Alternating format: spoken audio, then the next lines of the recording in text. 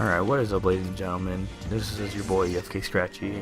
Here's my team. I'm playing FIFA, obviously, and this is not a live commentary, this is a post commentary, whatever. But as you can see, that's my team, just so you guys can see what I work with most of the time, my bench and everything. And here we're getting into a match right away. I forgot to show you the other person's squad, but he had a basic, pretty basic German squad with Aubameyang up top, and that's pretty much his highest player I think he had was Aubameyang. And it was not the best game for my opponent. I mean, there was a lot of sloppy play from both of us, but he only really had like maybe 2 attempts on goal the entire game, and I only had probably like 4 or 5 decent attempts, but that's fine, you know, whatever. So here, as you can see, there's a lot of sloppy play here. We're not really getting. Actually, he gets a pretty early opportunity here where Laurie saves it, and he just kind of runs out of bounds with Aubameyang. Good for me. Then here we get my first opportunity. I get it over to Shaqiri, you know, flick it over myself. I've been doing that move a lot, flicking it over myself. I don't know, it works. It confuses the opponent. And then I just steal it here with Sterling, and I score off it. Pretty easy goal. I would say well deserved, but not really. So yeah, there was that. And I guess I'm just gonna explain my team somewhat, like why I like using certain players and why I have Royce and Cruz on the bench when I probably should be starting them. Because well, I'll explain why I have Cruz and Royce. So I'll start off with my attacking. Sterling has a really good acceleration, and he's fast too. So some players with high pace don't have the greatest acceleration, but Sterling actually does have a pretty solid acceleration, and I really like that. You know, especially on the fast breaks, it really helps. So I like him. He's light. He doesn't push people off the ball for me often, but you know, it's whatever. He's fast. And let me see who I have. Musa. I have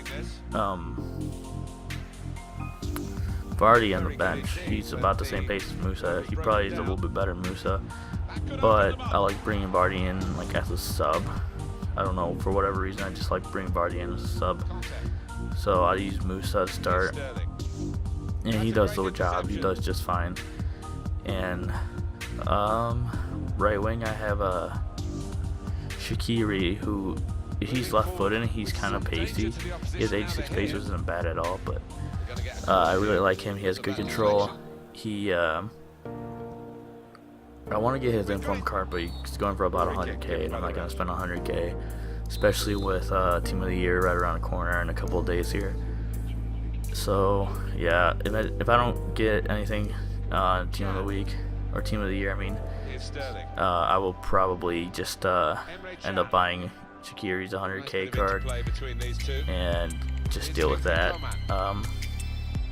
And then midfield, I have N'Golo Kante. I feel most people use N'Golo Kante because he's a little tank, and he really can power people off the ball, and he has good ball control and stuff. And then I have Dembele, who I recently bought because I saw that he was going for just under 20k, and I was wondering why. I guess he has a pretty high physical, or I think that's what his stat is, or physicality, whatever. And he's pretty well-rounded stats, like 70 plus in all, passing, dribbling, and shooting, or not dribbling, pace and shooting. And so I bought him. He's actually done really well for my club. He fits in because obviously I have a BPL club, so yeah, he obviously fits in, but he's been really good. He's good at powering people off the ball, so he's been doing really well for me, so I like him in the midfield. And then I have the SBC Can or whatever you want to call him. He's just the best CDM I can think of in the BPL, that SBC card. Unless you want to get Pogba or even N'Golo Kante's informs, which are insane, but they're also super expensive, and I don't have the most coins, so can't really afford that. And yeah, so I just think he's the best CDM. I like running this CDM formation, so he's just the best for me. And here comes in the second goal here. Fucking through ball, perfect first time. And the game really goes downhill from here pretty much. Only a couple opportunities after this, but yeah.